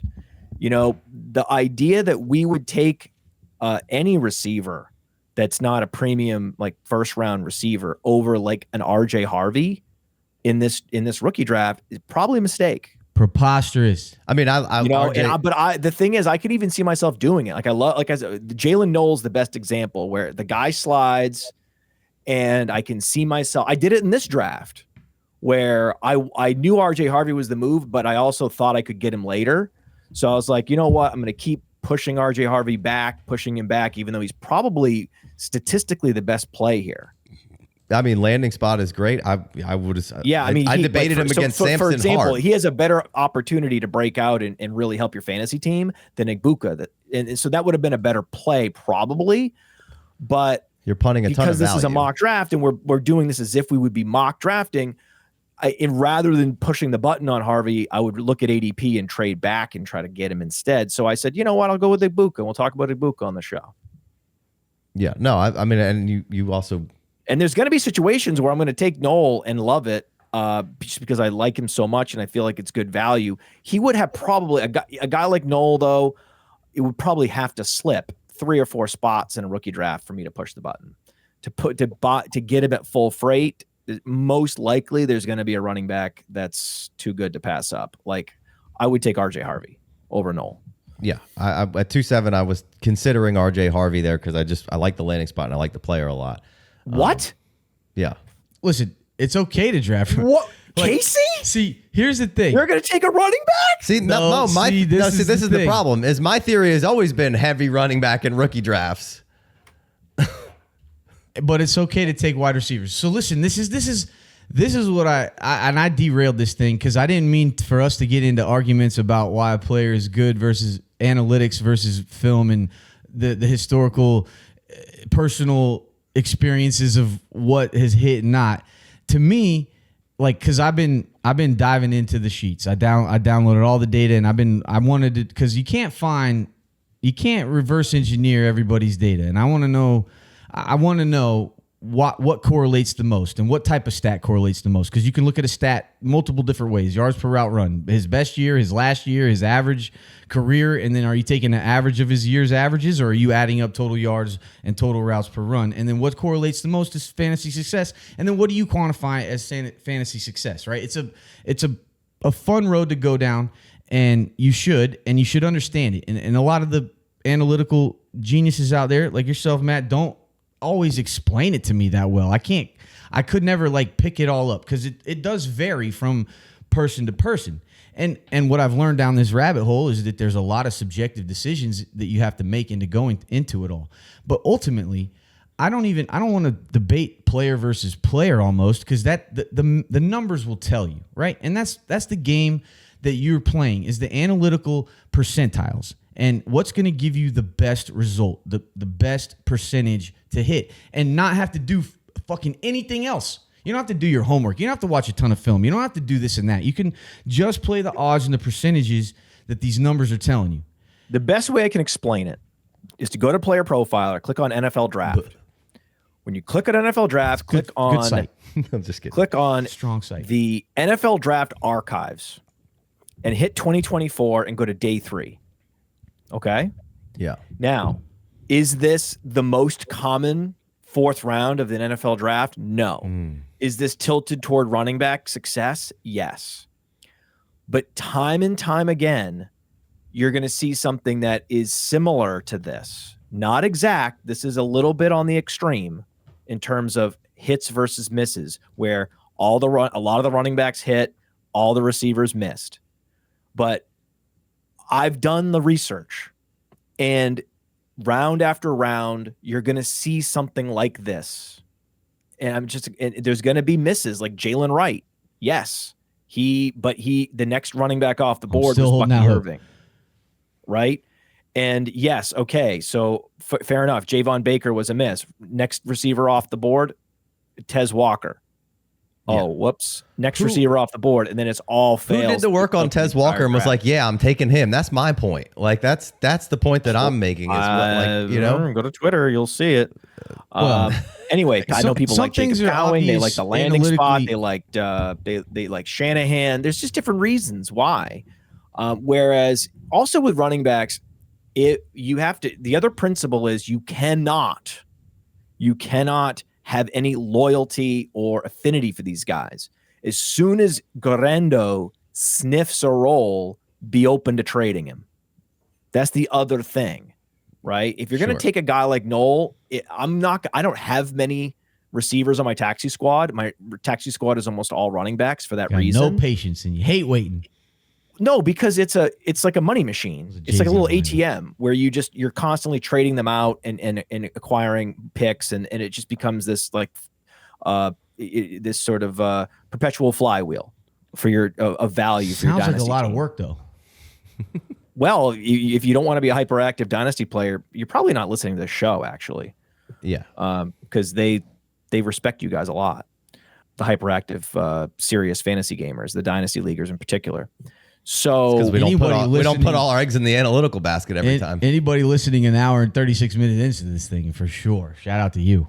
So it's even, what I'm saying is even Bucky Irving, all these guys, you have to be willing to put them all on the block and flip them when you spike, right? When you spike on the river and you get the card you wanted, you need to be flipping. You can't just be, you can't suddenly come to Jesus on one of these guys. If the whole principle was they're replaceable and therefore valuable because they can be so easily promoted into huge roles, Well, you also have to know that when you hit on a Bucky Irving, he needs to immediately go on the block. And if you follow that process, you'll see this flywheel develop. And how in on Bucky Irving were you last year? RB, baby. How in were you on Bucky last year? Got to be in. Just at no particular level. Just had the same amount of Bucky as I had Braylon Allen and Will Shipley and Garendo and Davis. RB on the 53. I just really, Jalen Wright got steamed up, if you guys remember. Oh, yeah. Of course. So Jalen Wright, I have very little Jalen Wright, but pretty much I think everyone else in here, similar. Probably a little less Bucky than the other guys. It was like you said, last year was an anomaly because there were so many running backs that were just kind of got pushed down a little bit and got put in spots where they were second fiddle. So like you had a lot more running backs on the back end of things that you could stab on, and you pretty much knew you had to wait for them for the most part. Well, you could, yeah. If you maybe you thought that was a special year, and then we have this year. Well, this year it's an absolute gold mine, right? Like it's like you've pulled all the levers on all the slot machines in round 4, 5, 6 of a rookie draft, where it just never doesn't stop. Yeah, it doesn't stop. Where it's one of those things where I want to make sure people that haven't thought of this, if you have, maybe you have thought of it, and I apologize, but don't apologize. There are some leagues where there are ads and drops all year, and you definitely don't want to burn your waiver wire claim now. You really, really want to keep your number one or top waiver wire claim, because the best free agent after this particular rookie draft is going to be premium. It's going to be someone you're really going to want. Sure. All right, let's wrap this. And that's rare. That's not a normal thing, but it's because the running back position is so deep. Yeah. There's going to be a couple guys that just don't. There's going to be a Taj Brooks, a Raheem Sanders. There's going to be a guy that doesn't get drafted. LaQuinn Allen. Yeah. Monin guy. There's going to be someone, Yarns. There's going to be someone that doesn't get drafted, or that in your rookie draft who actually is in a great spot that you're really going to want to use that waiver claim on. Yeah. I got one final question. You don't have to answer it. And don't, for the love of God, don't use it on some UDFA wide receiver, for Christ's sake. Fair enough. For sure not. For sure not. Next. Yeah, well, nobody said to do that. For sure not. You heard that. Wait until that UDFA. We got them all the way. We got the FF Dynasty boys all the way around to for sure not. Well, yeah, on an undrafted free agent wide receiver. No, we're good. Who's picking up players right now in your leagues anyways? Come on now. Just lock that shit up. Like, save it till the draft. Just settle down, everyone. Right. Like, stop. This is an indirect shot at Jalen Coker, and I'll tolerate none of that. You might not be, you guys, this is not going to surprise anybody. I have 0 Coker. And it's terrible. It's a terrible position to be in, have 0 Coker. I need to go trade for some. I'm actively trying to trade for some. He's on my list. I made a top 10 list of Dynasty trade targets. No, it was a top 20 list. And it just hit YouTube. It's on YouTube right now, Player Profiler YouTube channel. Who's one of my 20 guys I'm trying to get because I missed him, and now it's time to acquire him because he's proven he can play? Jalen Coker. Yeah. I mean, you don't have to draft him, but once camp starts going on and it's like, oh, well, this UDFA had another strong day. I mean, I don't know. I might have to flip one of my running backs for Jalen Coker. Well, you got to be flipping the running backs. That's not going to be Braylon Allen. You got to be flipping them running backs. That's one of the key takeaways. Sure. No, and we all echo that same sentiment. That's not breaking news. That's. I held on to Philip I just want to make sure that people in this audience again. know that you guys are drafting running backs in your rookie Of course, draft. We love running backs. We've been in round 3, 4, and 5. You guys like. We've almost never skewed off the running back. These guys draft a lot of running backs. But yeah, but I also have Puka. But I also have Puka Nacua. I also have Cedric Tillman. I also have Jalen McMillan. I also have Tank Dells of the world. Like, I've also hit on all those guys as well, because I stray from that after I do the film research and watch where these guys go and say, hey, yeah, I am going to take. Hey, I do have a decent amount of who is the guy in Cincinnati that you named? Burton. But to me, that's a great calculated shot. That's a guy who we know. If you didn't list at least one bust, then what you said would have no credibility. Of course, there's going to be busts in there. Of course. But there's plenty of bust running backs. I admit, I have Will Shipley. Right. Hey, give him time. Go Tigers. So, anyway, let's finish this up so we can get out of here. I got one last question. You don't have to answer it. Obviously, What, you said that last time. Well, I didn't get to answer it. I didn't get to ask it. Obviously, between running backs and wide receivers, the draft capital correlates differently. You get much more correlation with the later round running backs. That's why, from an analytical perspective, you got to take the running back when you get into these later rounds of the draft. Well, actually, the draft capital correlates more for running backs, even first round running backs. Right. Yeah, you get a first round running back, you got to be all in. Basically, if a running back goes in the first round, you could lock it in. So, how the next best stat you got, whether it's a compilation of stats or one individual stat, that's the next best correlation for running backs. How far off is that from the correlation that draft capital does? Like, how much time do we need to spend in these stats? Because draft capital is so much more correlative or correlating.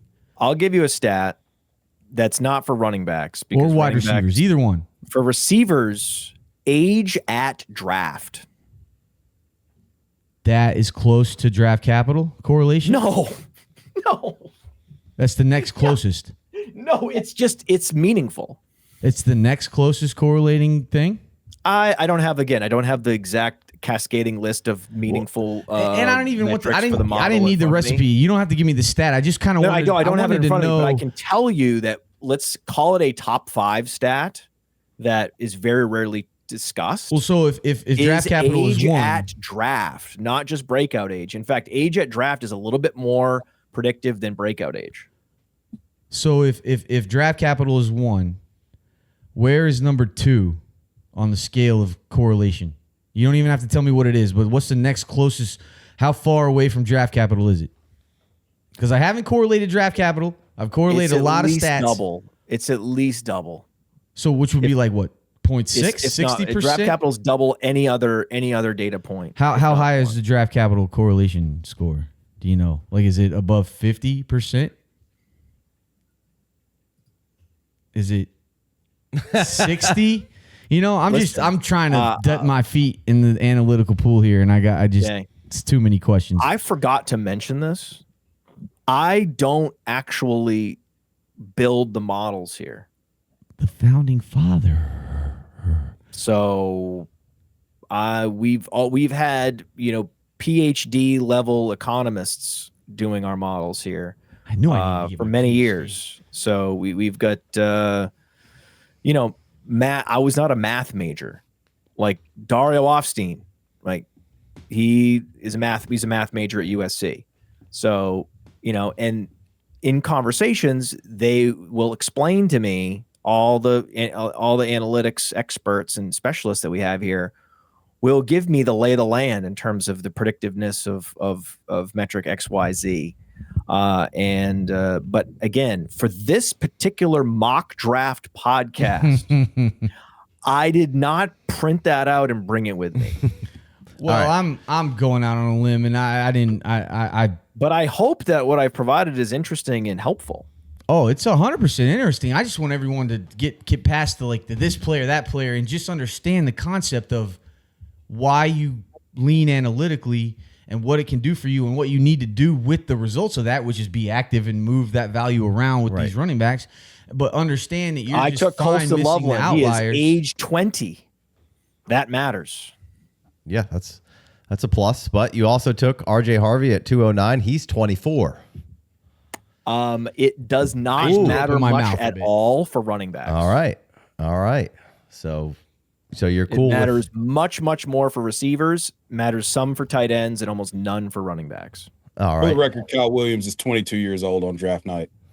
Just to close the loop on all that, so guys. I can coordinate and validate my metrics and my math, because I need to be as confident with these numbers as the analytic people are. I gotta know, and I'm on the brink. of correlating. I don't all think the confidence shit. is the way to go, man. I think being constantly skeptical and doubting is absolutely the way to go because this is football. There's so much uncertainty. Not how the analytical community outwardly expresses. I agree their with you, but that opinions. sounds hypocritical. All I'm saying is we know the big data probabilities, and Sure. if you just stick with taking 51 over 49% every time, 51 in is 51 the in goal? the aggregate, you'll end up ahead. That's the only point I'm making. Yeah, no, I tend to agree. I just like to apply more context in between those things because I think that's the most valuable thing. Tell me what the range of outcomes is, and then let's apply to the context of how and why that may or may not work. And I don't mean to be stepping off. I apologize. I'm really trying to learn. I don't mean to be like I'm not asking you, setting you up for anything. I really Are am. you flipping Jayden McMillan, by the way, or are you locked in on him? Ooh, it's tough to flip him with mean, the you can't- re-signing of Godwin. You should have already flipped them if you want to. Yeah, the sell window, the optimal sell window has come and gone unless Chris Godwin does origami with his ankles again. But there was a very, very profitable sell window. I'm holding though right now because he's. I mean, yeah, dynamite. it's He's a hold, getting behind defenses. or a potential buy. I don't think the optimal time to sell Jayden McMillan is right now today in the year of our Lord 2025. Hell yeah, brother! Might not be the worst time to buy Jayden McMillan. Good call. So Okay. that makes you happy? I see the smirk. I see the smirk up there. I'm just curious. I'm curious. Yeah, I mean, how's that Braylon Allen's stock going for you? They're going to do a committee over there, so. I mean, we've talked about the optimal I time to think get you out on want Buck Irvin. I think you want Braylon Allen. I think you Dynasty. want Jaylen McMillan in Dynasty. How does the room? Well, would you rather have Allen or McMillan? McMillan, 1 million, Yeah, thousand, hundred, however, what the percentage you could put on it. Huh. Okay. All right. I mean, Braylon looks good. I'm not going to take away from Braylon. I'm not mad at Braylon at all. I'm not but- mad. That's not a slight at Braylon, but Jaylen McMillan is getting open in the end zone and shit, like flat, like. Yeah, one guy's Slaying one as a guy's an rookie. 8th round pick, the other guy's a 16th round pick. No, I get it. I just I don't yeah. I just have a Hates it. lot more Allen. I got a lot more McMillan. We'll see. We'll see how it plays out. We'll have to come back All right, for let's- next time. Let's try to remember this for the next time I come back. I will never forget this. We gotta do a check-in on Braylon Allen versus Jaylen McMillan. No. We're See if there's been Kyle Williams. There's gonna be a lot of check-ins. I am Face. predicting a convergence. Okay. Let's just say that. All right, so you took RJ Harvey at 209 going to San Francisco. Wait, we have a mock. Are we still doing the episode? We might as well finish it. Just rattle it off. So you feel great about Harvey at 209. I love. Oh yeah. Yeah. Harvey. Well, Got to. Harvey What are you, is dumb? He's a box stuffing running back. Like he actually looks, just on paper, looks a lot like Ashton Jeanty, doesn't he? Or Rashad Penny. Or Rashad Penny. Well, Cody Penny Carpentier is was talking about some. Yeah, no one else would have come up with that. I definitely copping Cody. some, Shout out to Rashad Cody. Penny to Ashton Jeanty comps. I didn't let him do that. I'm not a crazy hot take artist over here, guys. Just because I'm pretty sure you built a career out of a crazy hot take artist. I love the high end outcomes for Braylon Allen. That doesn't mean that I am a hot take artist. Yeah. No, All right. I don't think anybody's saying that. No. I just think that Casey did. I think that we got off the rails because I took Kyle Williams at 208, and we've been here for like Which was a 35 giant mistake you made. Hey, Thanks a lot, we'll see. Chev. We will see. Hit him in They the don't call me a comments. legendary ball knower because I don't know ball. All right. All ball. I took Jalen Noel at 210, went to Arizona, 2nd round pick. Chev, who'd you take at 211? Devin Neal, the professional's professional. So I got right back on brand here. So, I mean, we know I could have taken Devin Neal earlier. Like I said, I wanted to shoehorn Kyle Williams into this discussion at that particular point, and the effect was tremendous. I don't know if all this is going to make it in the show. So I hope we got an it extra 35 minutes of content out of that. Casey might make now me I can cut talk myself, about Devin Neal. You could do like an outtakes. We could do you could have an outtakes, so like a 30-minute outtake. But yeah, Devin Neal here is my guy. He goes to Buffalo with the uncertainty with James Cook's contract and Brandon Beane coming out and saying that we've tabled the discussions until after the draft potentially, and they've done all the work that they're going to do from a contract extension perspective. That opens a door for Devin Neal to walk into a situation with an elite offense. And now I know I have Jayden Higgins and Devin Neal, but I don't care. I think that the ceiling of this ecosystem is astronomical. Could be one of the top 3 to 5 best environments in fantasy. So yeah, Devin Neal at 211 feels like a smash here. I like it. All right, bring us home with the last pick, Matt. Have I made it? Nope. Live on air. Fuck it, we're doing it live. Please. We're gonna make this pick. We're doing it live. Air. I'll set well, it. Who let's you want? go to the player profiler rookie rankings, and we'll pull up a running back.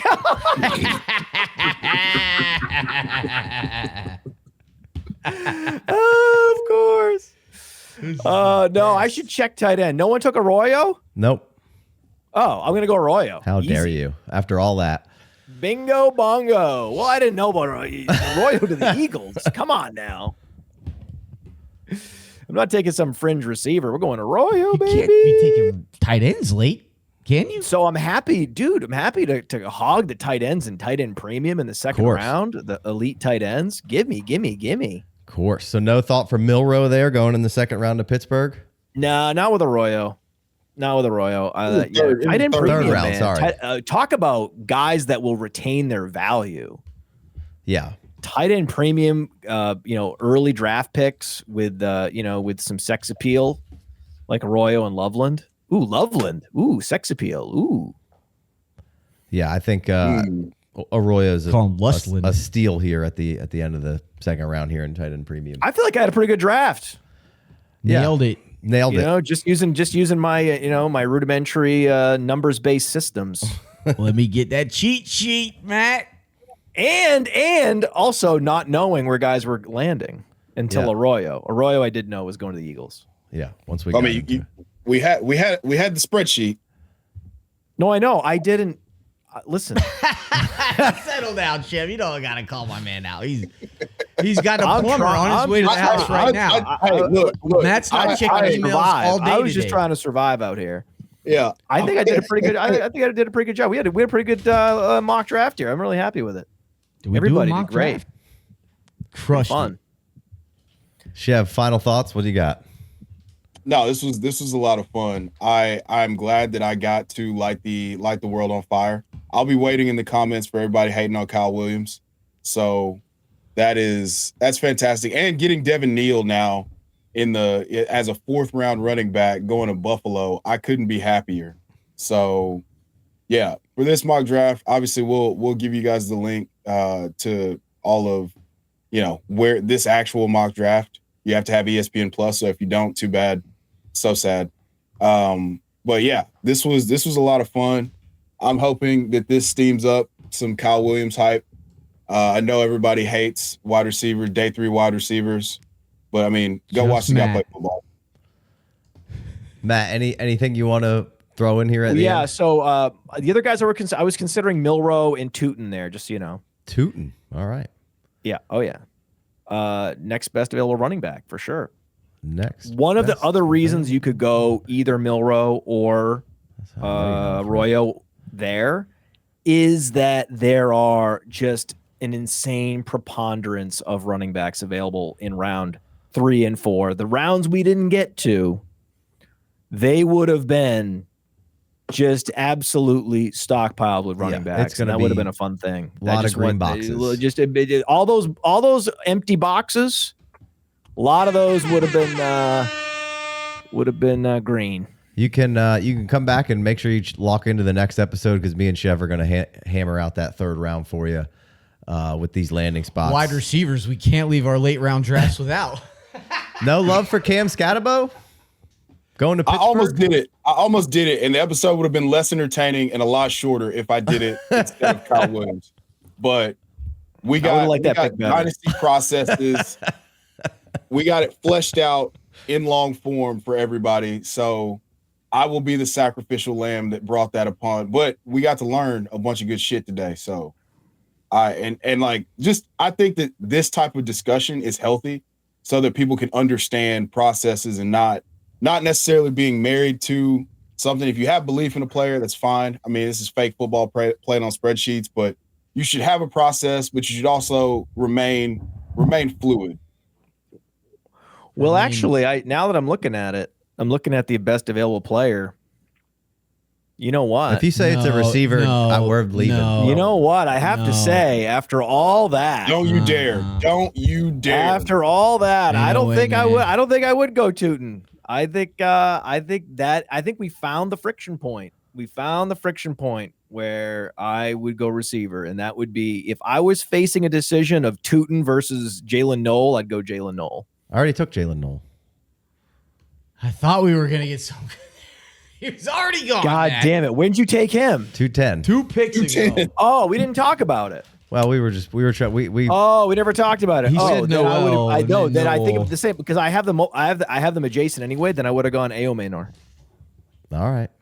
That's fair. So I think we found it. I would also go Aomanor over Tootin. Jalen Noel must buy. Late round. All right, guys. So it's not.